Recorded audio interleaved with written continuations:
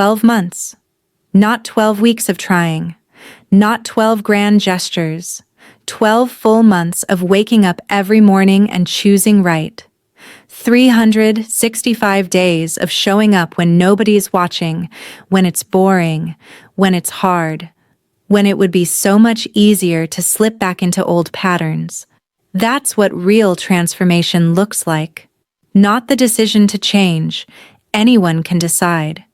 It's the daily choice to stay changed, month after month after month, that reveals who someone really is. If you've ever tried to sustain anything, a diet, a meditation practice, a promise to yourself, you know what I'm talking about. Day 1 is pure inspiration. Day 300 is pure discipline. That's where we find out who Jae-young actually is underneath the performance. Subscribe right now. Because this part isn't about one big redemptive moment. It's about 1,000 small ones strung together like beads on a thread. Morning drop-offs, evening bedtime stories, parent-teacher conferences. The completely unglamorous grind of being present, day after day, without backsliding or excuses. Until the ultimate test arrives, and he has to choose between everything he was and everything he's trying to become. Hit that notification bell. Drop a comment. Do you believe people can fundamentally change? Or do they just perform change until the pressure lifts? Let's find out. July, month 1 of what will become the longest and most important year of Jae-young's life. His assistant Ji-young stares at his newly restructured calendar with visible confusion. This can't be right. It is. You're blocking out 2 to 5 p.m. every single day. That's 15 hours a week. I'm aware of the math. For what exactly? School pickup at 3, afternoons with my children until dinner. She blinks at him like he's suddenly speaking a foreign language. That's... Mr. Park, you're the CEO. I'm also a father. Turns out that matters more than quarterly earnings. What about the standing? Meetings? The investor calls scheduled during those times? Reschedule everything. 2 to 5 p.m. is now completely non-negotiable. I don't care if the building is burning down. I'll be with my children. She continues staring at him like he's grown a second head, but eventually nods and starts making calls to rearrange his entire professional life around the school schedule. The board meeting that afternoon is absolutely brutal. His father, Chairman Park Sung-min, leads the charge with barely contained fury. This is completely unacceptable. A CEO doesn't keep bankers' hours. I'm not keeping bankers' hours. I'm working 9 a.m. to 3 p.m. in the office. That's still 6 solid hours. Plus evenings after the children are in bed, often until midnight. That's still not enough time for your responsibilities. It's enough for what actually matters now. Shareholder Kim speaks up, his voice dripping with disdain. We hired you to maximize shareholder value, not to play house with your estranged wife.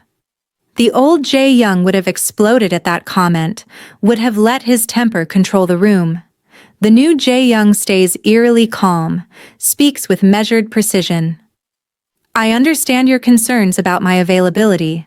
However, my productivity hasn't dropped at all. In fact, check the numbers from the past month. I'm simply more efficient with my time because I have to be. I don't waste 2 hours on lunch anymore. I don't have pointless meetings that could be emails. I'm laser-focused during working hours. That's not the point. The point is whether I can fulfill my responsibilities to this company with these new boundaries in place. I can, and I am, and I will continue to do so. But the boundaries themselves are absolutely non-negotiable. His father's face is carved from granite. We'll be discussing your future at next month's board meeting. I look forward to it. The threat hangs in the air, but Jae-young doesn't flinch. For the first time in his life, he's willing to lose his position rather than compromise on what matters. That same evening, 3 p.m. exactly. School pickup line, he's on time. Actually, early by 5 minutes. This is the 10th consecutive day, without missing, without being late, without making excuses. The other parents are starting to recognize him now, beginning to accept him as part of the regular afternoon crew rather than a novelty. They nod when he parks. Wave. Actually include him in their conversations while waiting for dismissal. Busy day at work? Another father asks conversationally. Board meeting from hell, actually. The man laughs with genuine sympathy. Aren't they all?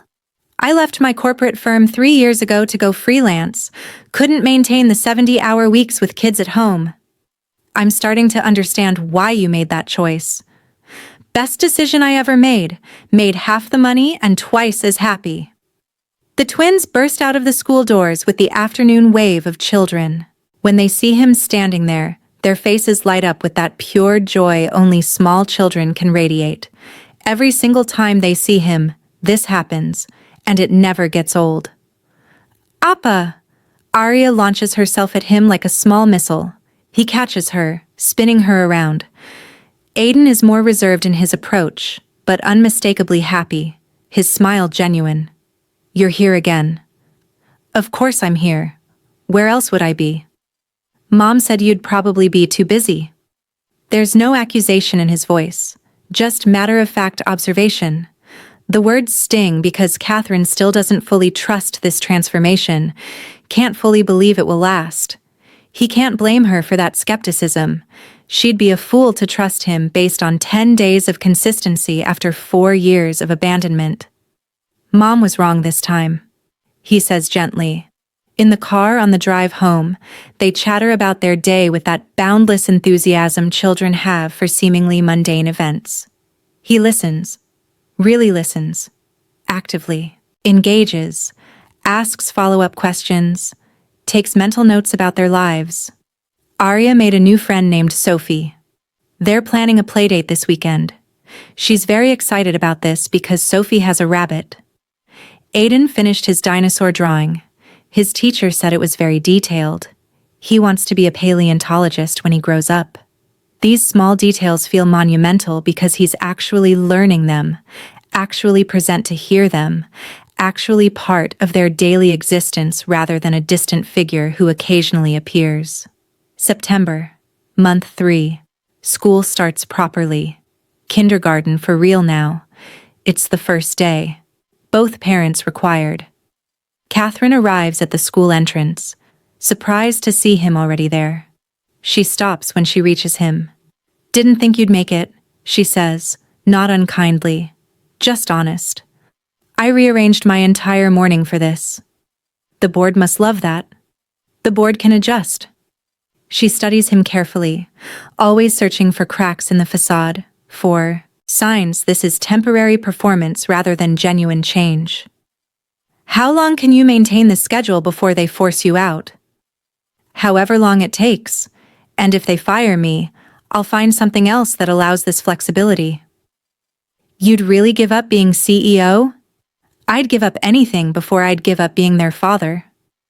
I already lost being your husband. I won't lose them too. Her expression shifts slightly, something unreadable crossing her face. Not forgiveness, but perhaps the first whisper of belief. Inside, they meet Miss Park, the kindergarten teacher. She's young and enthusiastic, gets down to the children's eye level immediately when introducing herself.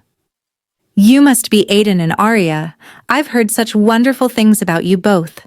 She stands and addresses the parents professionally. We have a great year planned. Parent involvement is absolutely crucial at this age. I'll be sending home a volunteer schedule if either of you are interested in participating. Jae Young speaks without hesitation. I'm available afternoons, whatever you need, whenever you need it. Miss Park looks genuinely surprised. That's wonderful. Most fathers can't make weekday commitments. I can. My afternoons are dedicated to them now. Catherine is watching this exchange with careful attention, cataloging this moment as another data point in her ongoing evaluation. The twins settle into their new classroom with only minor tears. Both parents promise to return at 3 o'clock exactly. Both actually mean it. Outside, walking to their respective cars, Catherine stops him with a question. You volunteered for weekday classroom activities. I did. For the entire school year and every week. Her voice comes out with disbelief inched in them, but he doesn't take it to heart. Just responds. Yes. What about your work schedule? Your board already hates the new boundaries. They'll adjust or I'll find a new board. This matters more than their approval. She studies his face, searching. You're serious. Completely serious. Why? Because I missed 5 years of their lives. I'm not missing another single day if I can help it. She doesn't respond immediately, just processes this information with the analytical mind that made her a successful CEO. Finally, she nods once and gets in her car without another word. But he sees it. That tiny crack in her armor getting infinitesimally wider. He picks up the kids that same day after school. They head home. His place. Though it's starting to feel like their place too. They come here 3 days a week now, have their own rooms with their own things, their own rhythms woven into the fabric of his life. Homework first or snack? He asks. Snack. They answer in perfect unison, like they've rehearsed it. He makes what he's learned they like, apple slices with peanut butter for Aiden, who won't eat apples any other way. Cheese and crackers for Arya, who's particular about the cheese being cut into squares, not triangles. Juice boxes for both. The kind with the bendy straws. They eat at the kitchen table and he sits with them instead of standing at the counter checking emails. His phone stays face down, silent, ignored. Appa, can you help me write my name? Arya asks, pushing her practice sheet toward him. Show me what you have so far. She writes it carefully, tongue poking out in concentration. A-R-I-A. The R is backwards. Almost perfect. The R goes this way. He guides her small hand, feeling how hard she's trying. She tries again. Gets it right this time. I did it. You did. I'm so proud of you. Such small victories carrying such huge weight. Across the table, Aiden reads to himself with his lips moving silently, completely absorbed. Jae-young recognizes that level of focus because he sees it in the mirror when he's working on something that matters. He watches them. These two humans he helped create but barely knew 6 months ago. Now he knows them. Knows that Arya hums when she's happy. This unconscious melody that means everything is right in her world. That Aiden chews his bottom lip when he's concentrating, leaving it slightly red. That they both hate green vegetables with a passion, but will eat them if there's something good waiting on the other side. That they both need warnings before transitions. 5 more minutes, instead of sudden changes. That they're brilliant and funny and kind in ways that have nothing to do with him, but everything to do with who raised them. His children. Finally, actually, his. Evening arrives at 6 when Catherine comes to pick them up. They still maintain separate homes, still in this testing phase where nothing is permanent. She knocks instead of just walking in. He answers, the twins gathering their backpacks and art projects behind him.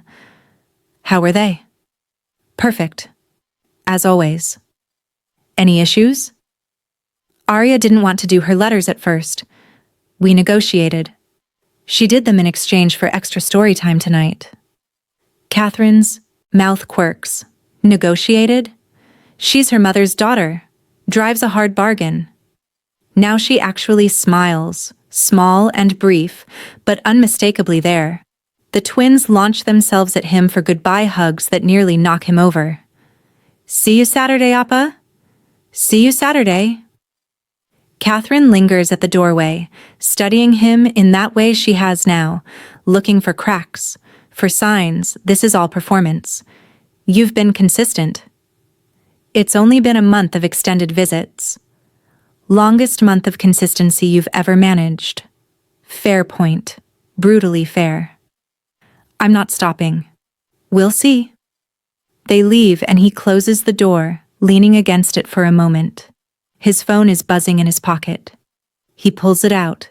12 unread texts from the office, 3 missed calls, all marked urgent with the kind of urgency that used to send him into immediate action. He'll handle them after he cleans up. Right now there's peanut butter smeared on the counter, cracker crumbs scattered across the floor like confetti. Evidence of life actually lived here instead of just displayed. He cleans it all. And the strange thing is, he doesn't mind. This is what mattered. This is what he'd been missing while he was building empires and collecting achievements that looked impressive but felt empty. This mess, this chaos, these sticky fingerprints on his expensive counters. This is what home is supposed to feel like. October. Month 3. Parent-teacher conferences arrive. Both parents are invited. They sit side by side in child-sized chairs, knees almost touching, closer physical proximity than they've had in years. The awkwardness is palpable, but they're both determined to be professional for the teachers. Miss Park smiles warmly. Thank you both for coming. I wanted to discuss Aiden and Arya's progress so far. She pulls out portfolios filled with their work, art projects, writing samples, math worksheets, reading assessments. Aiden is excelling at reading. He's already above grade level and very thoughtful in class discussions. Asks excellent questions. Pride blooms in Jae Young's chest, warm and unfamiliar. He loves books. I can tell. We're giving him more advanced materials to keep him challenged. Arya is more social by nature, natural leader in group activities. She gets along with everyone and helps other children when they're struggling. Catherine nods, unsurprised. She's always been outgoing. I do have one concern, though. Miss Park's expression turns more serious. Aiden sometimes asks questions about family structure when both parents will live together again. The air in the tiny room becomes heavy with unspoken tension. What do you tell him? Catherine asks carefully. That families come in many different forms and all of them are equally valid, but he's clearly processing something difficult. It might help to talk with him about it directly, in age-appropriate terms. After the meeting, in the parking lot where rain has started falling lightly, they have their first real conversation in months. We should talk to him, Jae Young says quietly. I talk to him. Together. We should talk to him together. About what? Our separated life? Our maybe divorce? Our complicated situation that doesn't have a name? About the truth. That we're working on things. That we both love him. She looks at him through the rain that's getting heavier, drumming harder on the roof. Are we working on things? I am. Every day. That's not the same as us. I know, but it's a start. She considers this carefully. Tomorrow, after school, we'll talk to them together. Thank you. I'm not doing this for you. I'm doing this for them. I know. The next day, after school, they sit the twins down in the cottage living room. Both children sense the seriousness immediately, becoming quiet and attentive. We want to talk to you about our family, Catherine begins gently. Arya's eyes go wide. Are you getting back together? That's complicated, sweetheart. Aiden, always the thoughtful one, asks the harder question. Why don't you live together if you're both our parents? Jae Young takes this one, determined to own his part in this mess. Because Appa made a lot of mistakes. Big ones. I wasn't a good husband to Amma. I wasn't present the way I should have been. Is that why she was sad all the time before? Aiden asks with devastating clarity. Catherine's breath catches, but she nods. Yes, that's part of why. But you're not sad now, Arya observes. You smile real now. The accuracy of a 4-year-old's observation is startling. I'm healthier now, Catherine confirms. Sometimes people need to live separately to be healthy. But Appa's here every day now, Aiden points out. He's different. I am different, Jae Young agrees. I'm trying very hard to be the father you both deserve, and the man Oma deserved all along. Trying means you might fail, Aiden says, logic sharp as a blade. That's true, I might fail, but I'm going to keep trying anyway, every single day. Arya crawls into Catherine's lap. Will you ever live together again? Catherine and Jae Young exchange glances, a moment of silent communication. We don't know yet, Catherine says honestly. That's the truth.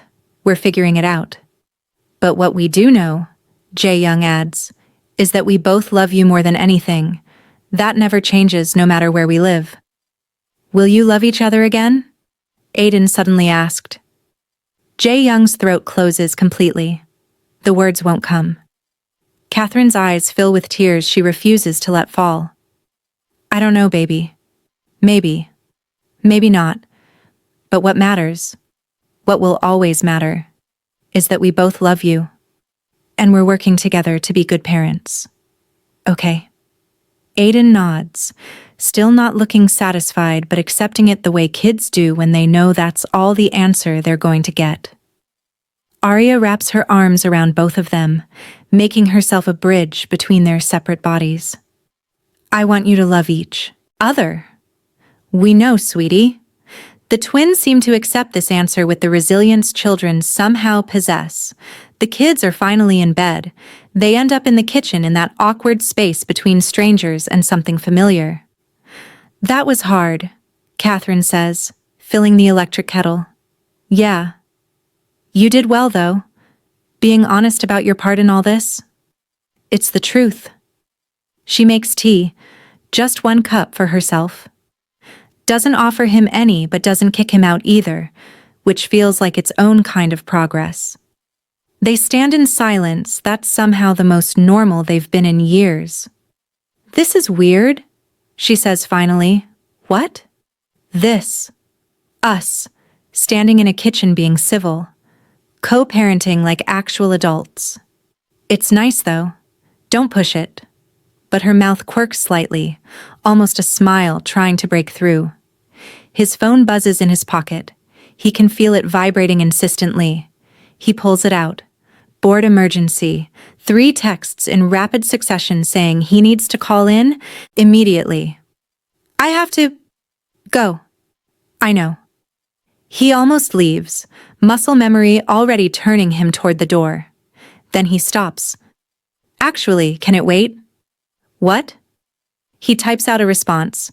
Handle it. I'm with my kids. Then he turns the phone to silent and sets it face down on the counter like he's making a statement.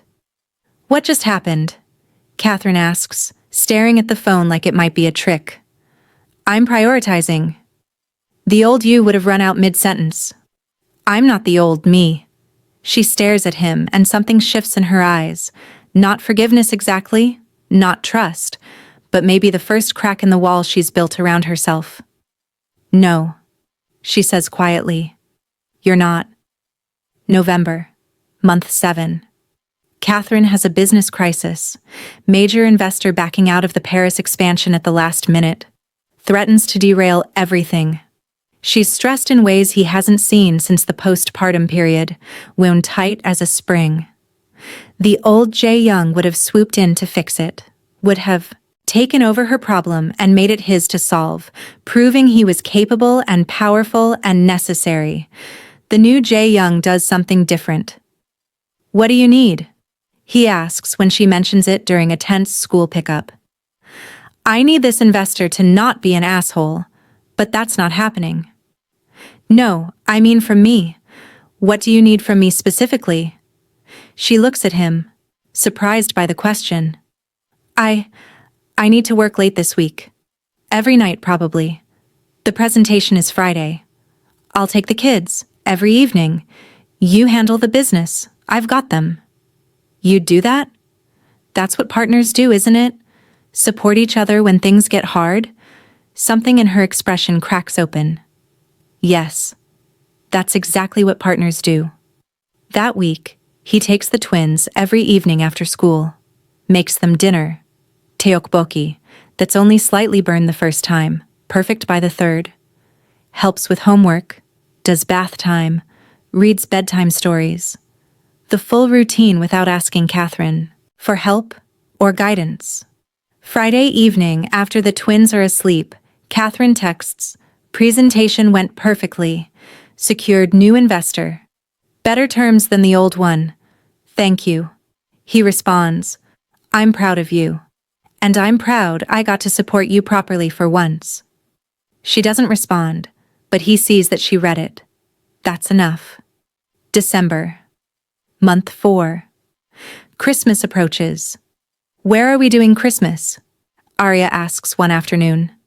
Catherine and Jae-young exchange uncertain looks. This is complicated. Traditionally, they'd be together as a family, but they're still separated. "What do you want?" Catherine asks the twins carefully. Together. Both children answer immediately, unified. "All 4 of us. Here at the cottage.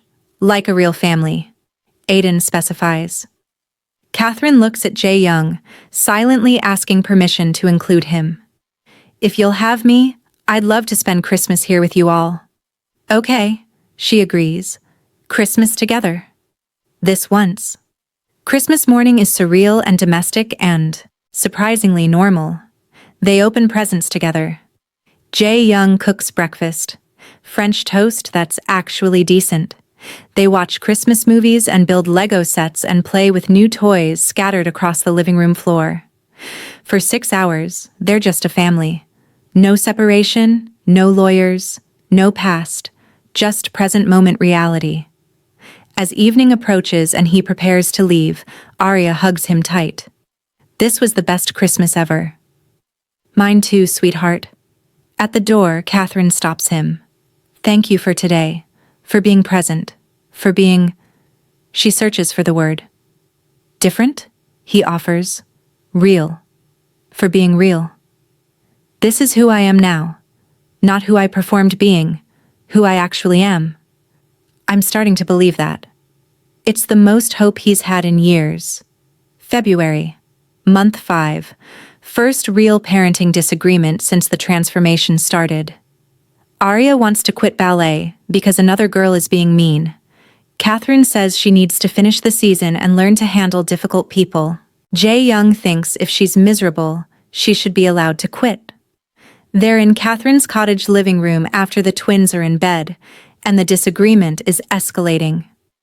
"You're teaching her to run away from problems," Catherine argues. "I'm teaching her that her happiness matters more than completing arbitrary commitments. Ballet is good for her. Not if it makes her cry before every class." The old pattern would be him dismissing her opinion, pulling rank, making unilateral decisions. The old pattern would be explosion, storming out, days of hostile silence. The new pattern is different. He stops, takes a breath, actually listens to what she's saying beneath the argument. "You're worried she'll learn to quit when things get hard," he says slowly. Catherine blinks, surprised he heard the underlying concern. "Yes. And I'm worried she'll learn her feelings don't matter. That commitment is more important than well-being." "Yes." They sit with this understanding for a moment.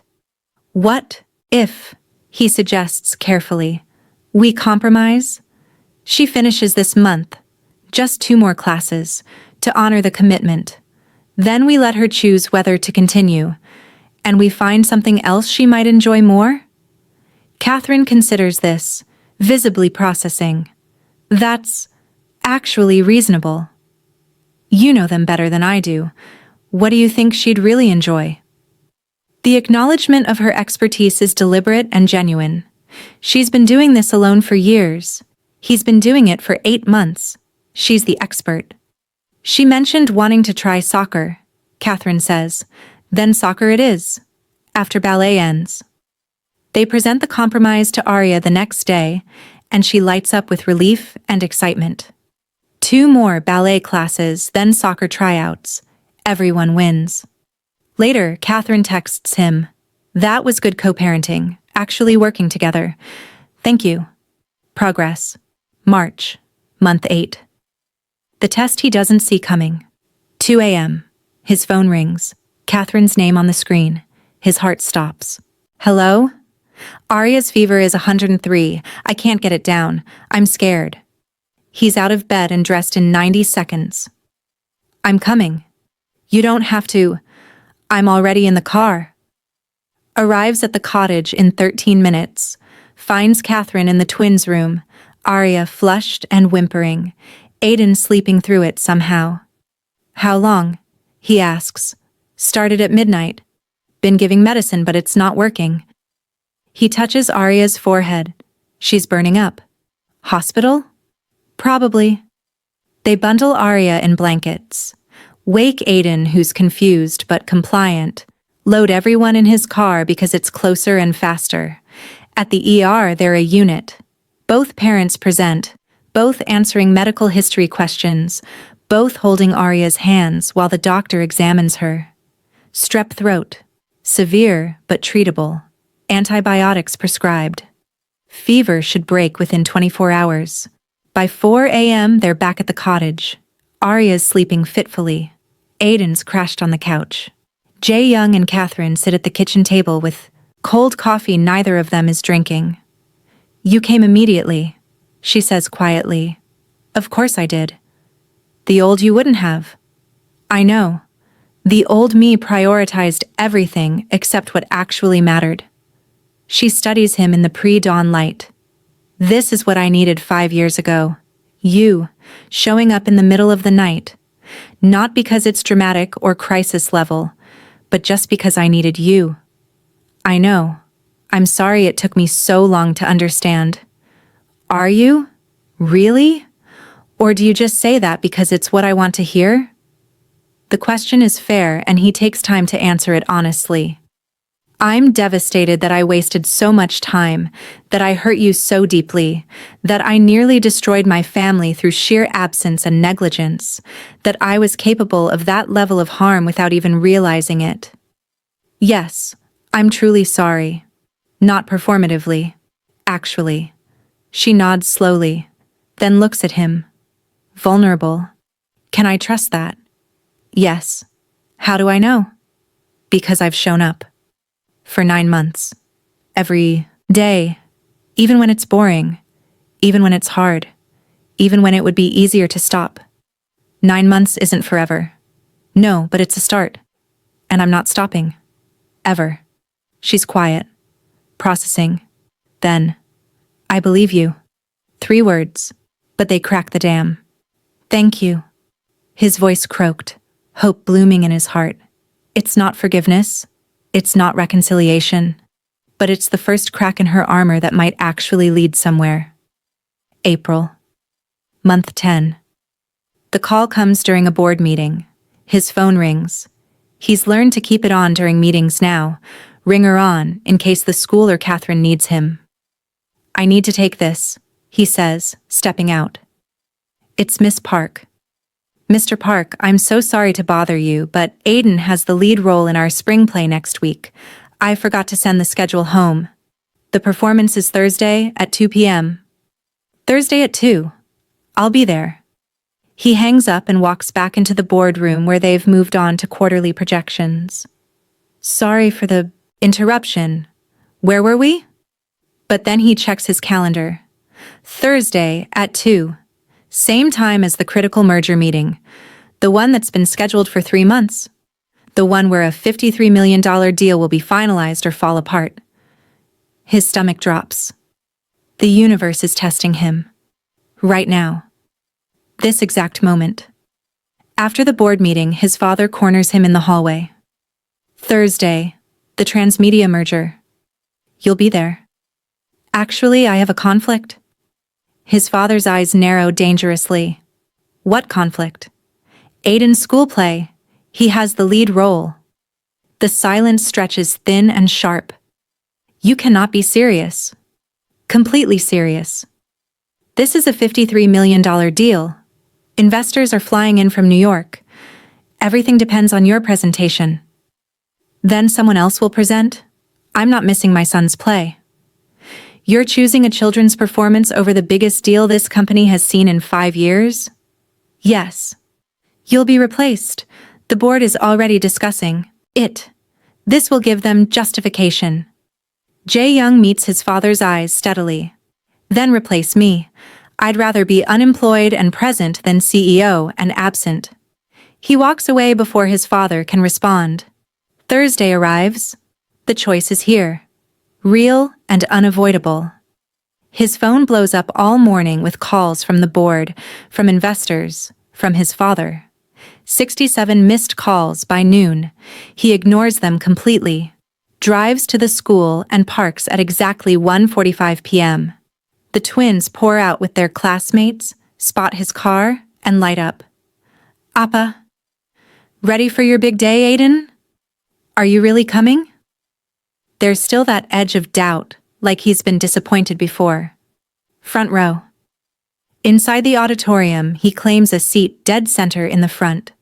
Other parents file in around him, settling into their spots. Phones start buzzing again, his included. The board calling. He declines. His father calling. He declines. Media calling about the merger. He declines. Finally, he just turns the phone off. Completely. The lights dim. The show starts. Aiden plays a tree in the kindergarten production about the Four Seasons. His entire role consists of standing still, waving his arms occasionally like branches in the wind, and delivering one single line. It's objectively terrible theater. 5-year-olds being 5-year-olds, forgetting their marks and projecting to no one. It's the most important thing Jae-young has ever watched in his life. Aiden's moment arrives. The tree gives shade in summer. He delivers it perfectly, his little voice carrying across the auditorium. Then he looks out at the audience, scanning the dark, and finds his dad exactly where he promised he'd be. His smile is so wide it might break his face. Jae-young waves and mouths. So proud. Aiden glows brighter than the stage lights. After the show, Arya runs up first. Appa, did you see Aiden? I did. He was amazing. Aiden arrives still in his tree costume, branches askew. You really came. Of course I came. Even though you had work? You're more important than work. Always. Aiden hugs him so tight it nearly knocks him over. Thanks, Appa. Catherine appears from the back of the auditorium where she'd been sitting. She saw the whole thing, including him declining call after call, the phone lighting up against his leg like an emergency beacon he kept ignoring. Their eyes meet across the crowd of kindergartners and proud parents. Understanding passes between them without words. Outside in the parking lot, she stops him before he can leave. Your phone's been ringing nonstop. I know. Aren't you going to check it? Later. It sounded urgent. It always does, but this was urgent too. He gestures at Aiden, still glowing in his tree costume, showing Arya his one perfect line delivery. The board meeting, she says. Not a question, a statement. That was today. How did you know? I still have industry contacts. I heard about the New York investors, the 50 million on the line. 53 million, actually. And you're here instead of there. Yes. They'll be furious. Probably. You could lose your position. Possibly. And you chose to come anyway. I chose my son. I'll always choose my son. Here he's filled with tears. She is fighting back. And for the first time he's seen her cry in years that wasn't from pain or anger. That's what I needed to see. What? Real sacrifice. Not words or promises or grand gestures you can plan in advance. Action. You gave up $53 million for a kindergarten play where your son played a tree. I'd do it again in a heartbeat. I know. Her voice breaks. I finally, actually know. She walks to her car, gets in, and just sits there. He can see her crying through the windshield. His chest clenches in suppressed pain. He doesn't know if he should go to her, comfort her, say something. He decides not to give her the space to feel whatever she needs to feel. He drives home, finally turns on his Phone, 67 missed calls, 15 voicemails, 42 texts. All variations of the same theme. Where are you? Get here now. You're finished. The board wants him in emergency session. This evening. Immediately. He goes. The conference room is packed. Full board attendance, which never happens unless something catastrophic has occurred. His father sits at the head of the table like a king presiding over an execution. Everyone is furious. Explain yourself, Chairman Park demands without preamble. I apologize for costing the company this loss. I know the meeting was scheduled 3 months in advance, but something more important suddenly came up. Something I couldn't abandon. What is that? One of them asked. What could possibly be more important than $53 million merger? My son's school play. The silence is so complete you could hear a pin drop in the hallway outside, then eruption. Unacceptable. Dereliction of duty. This is exactly why CEOs shouldn't try to work part-time. He lets them yell, lets them vent their rage and frustration, waits until they've exhausted themselves. Then, calmly, I understand you're upset. My choice costs the company significant revenue, but I'd make the same choice again without hesitation. That's not leadership. That is leadership. Knowing what actually matters. My son matters more than any deal, any amount of money, anything this company could ever offer. Shareholder Kim stands, face red. This is grounds for immediate removal. If you want to remove me, go ahead. I'll leave without a fight. But my priorities won't change regardless of my title. I'm a father first, CEO second. His father speaks, voice like ice. You're becoming exactly the kind of failure I warned you never to become. Jae-young looks at him, really looks at him, with a calm that comes from finally knowing who he is. No, I'm nothing like you, and thank God for that. Gasps ripple around the table. An uncomfortable and almost unnoticeable realization dawning on few of their faces. Men who had always prioritized business over family feeling judged. I'm not going to sacrifice my family for money and prestige. I won't be absent from my children's lives. I won't be emotionally unavailable. I won't be you. How dare you? I dare because I've seen firsthand what your choices created. A son who didn't know his own children, who destroyed his marriage, who was becoming you, step by terrible step. Well, not anymore. Shareholder Kim, now with a lower voice, interrupts. This is exactly what we feared. Your priorities are completely misaligned with this company's interests. My priorities are exactly where they should be. Family first, everything else second. If that's misaligned with this company, then I'm in the wrong company. The room erupts in arguments again.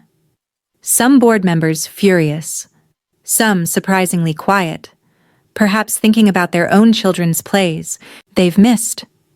His father calls for a vote, his face ice, his voice cold and firm. All in favor of removing Park Jae-young as CEO? 5 hands go up. Against?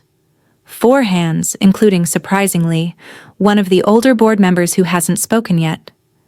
His father is genuinely surprised now, but still cold. Motion fails, but you're formally reprimanded. One more incident like this, and you're out. After the meeting, that older board member, Chairman Lee, approaches him quietly. I missed my daughter's wedding for a merger once, 30 years ago. She still won't speak to me. You made the right choice. Jae-young gets to his car, hands shaking so hard he can barely grip the steering wheel. His phone rings. Catherine. Hello? I heard.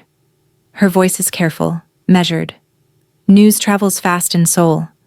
He replied, his heart pounding. Did you really tell off the entire board? More or less. Are you okay? I don't know yet. Luckily, I'm not unemployed. Would you regret it? Your choice? Not for a second. The pause that follows is long enough that he checks to make sure the call hasn't dropped. Come over tomorrow night, for dinner. All 4 of us. Really? Really? You earned it. He drives home still not knowing if his CEO position is still secured or not, and the shocking part is, he genuinely doesn't care. He chose right. Finally. The next day's evening he shows up at the cottage for dinner together, all 4 of them around one table. The twins are thrilled beyond measure. Is Appa staying? Just for dinner, Catherine says, but after dinner she doesn't rush him toward the door. After the twins are finally asleep, exhausted from the excitement of having both parents in the same room, they end up on the porch like they used to do in what feels like another lifetime. I can't believe you actually did that, she says. Which part? All of it. The play, the board confrontation, the sacrifice. It wasn't a sacrifice, it was a choice. Same thing. No, sacrifice implies loss. I didn't lose anything that mattered. I gained my son's trust. Your belief, maybe. She goes quiet, looking up at stars visible between the trees, crickets filling the silence with their song. I'm starting to believe you've really changed. Starting to? I need more time, to be sure, to trust that it won't disappear the moment things get comfortable. Take all the time you need, I'll be here. What if I never trust you again? Then I'll still be here. For them. For myself. Because this is who I am now. With or without you. She turns to face him fully, vulnerable in a way he hasn't seen in years. I'm scared. His heart melts. He barely restrains himself from reaching out to her.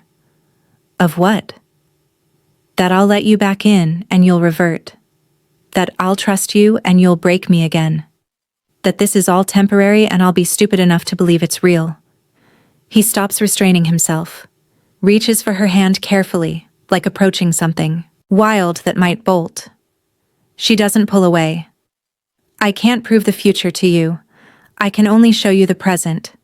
And presently, I've been showing up every single day for 10 months, and I'll keep showing up for the next 10 months, and the next, until you believe it, or until you don't.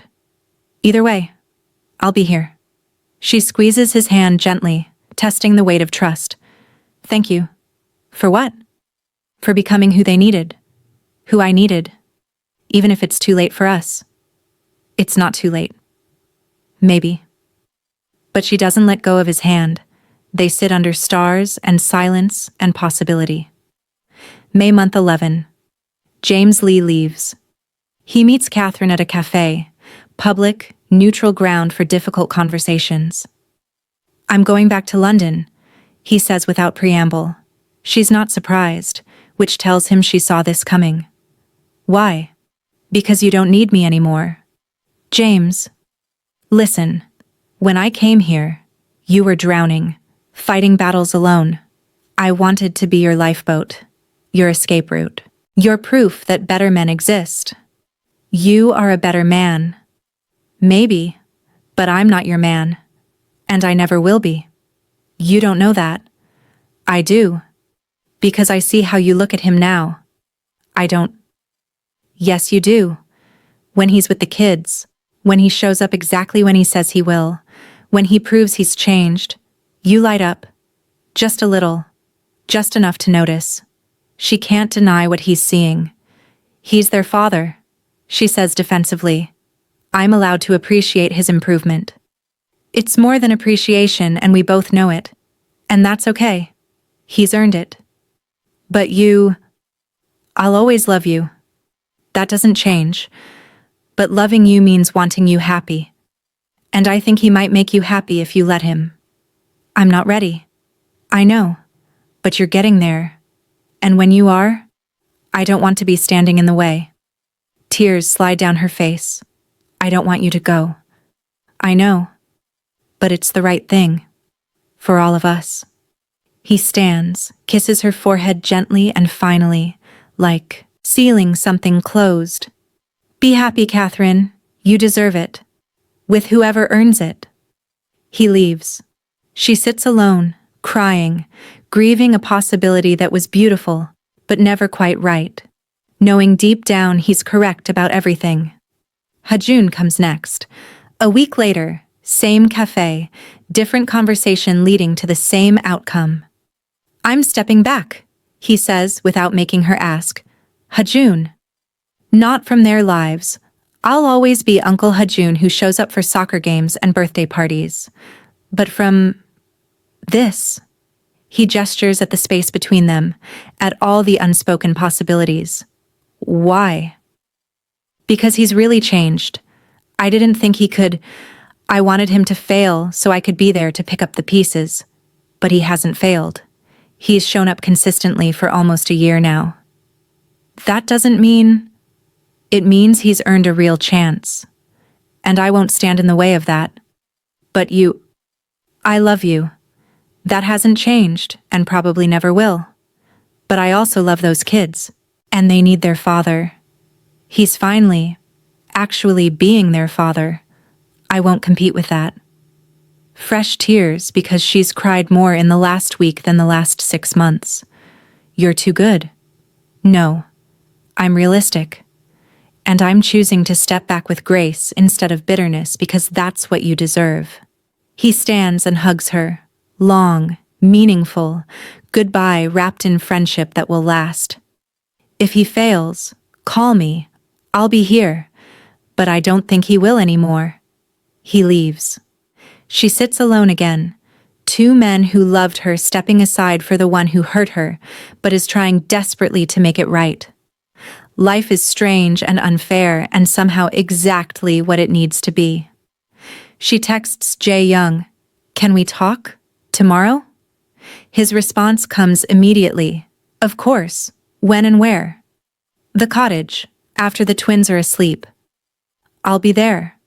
The next night, at the cottage, the twins tucked into bed. Helen conveniently visiting a friend, giving them space they haven't had in months. They're alone.